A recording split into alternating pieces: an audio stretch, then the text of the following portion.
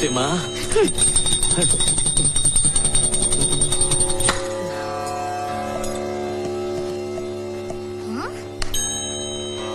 हे आई, हे कानातलं कोणाचं आहे ग? ते ते ते वत्सलाबाईंचं आहे ते. आण इकडे आण. अण्णा महाराज, वत्सलाबाईंचं आहे बाबा. आण इकडे. जबाबदारी आहे माझ्यावरती. म्हणजे हितनं झोंबाझोंबीला सुरुवात केली तुम्ही? बाबण्या शराब get out from my house. त्यांच्यावर कशाला ओरडताय? कशाला ओरडताय त्यांच्यावर? सीमा माझं ऐकून घे. अगं मगाशी जरा घाईच झाली का आमची. अति घाई संकटात नाही. अण्णा महाराज, बाबण्या शे सीमा अगं काय आहे ना, बांगडी काढण्यातच इतका वेळ गेला ना. नको हो नको, वर्णन नको आता. क्लेश होतात क्लेश. त्या सटवीला माझा नवरा माझ्याच बेडरूम मध्ये घेऊन जातो आणि माझ्याच गादीवरतीचे.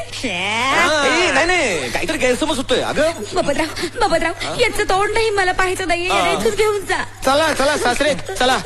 आईला त्रास होतोय. नाही बाबण्या, अरे ते काय आहे हलते हे. चलते जाळे करू नका. नाही, बाबण्या, ऐकून घे. अण्णा महाराज, चला चला सासरे चला चला. सासरे सगळे टायर व्यवस्थित असताना स्टेपनी वापरलं की असंच होणार. चला मनाचा ब्रेक, उत्तम ब्रेक. चला मारा उड्या बाहेर किती मारताय ते. बाबण्या मलाच माझ्या घराबाहेर काढतोस. बाबण्या दरवाजा उघड, नाही तर मी दरवाजा फोडेन. बाबण्या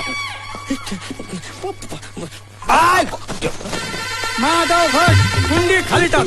कुंडी खाली टाक, नाही तर काठी घालीन टाक तुझ्या. हे घाबरत नाही सांगून ठेवतो. होत काय दाखवतो मला. आता कसं घाबरला? माझे कपडे फाडायला निघाला होता का तू? बाबण्या अर्जुन खाडेला. चल तिकडे चल तिकडे चल तिकडे चल तिकडे. साहेब दरवाजा उघडलेला आहे. याने येड्याचा अटॅक आलेला आहे. पटकन आतमध्ये या. सायकलची वाट लावते बघा येड. ए बाबा मामा, सायकलला काय झालं? वाट लावली त्याची तर तुझी वाट लावी.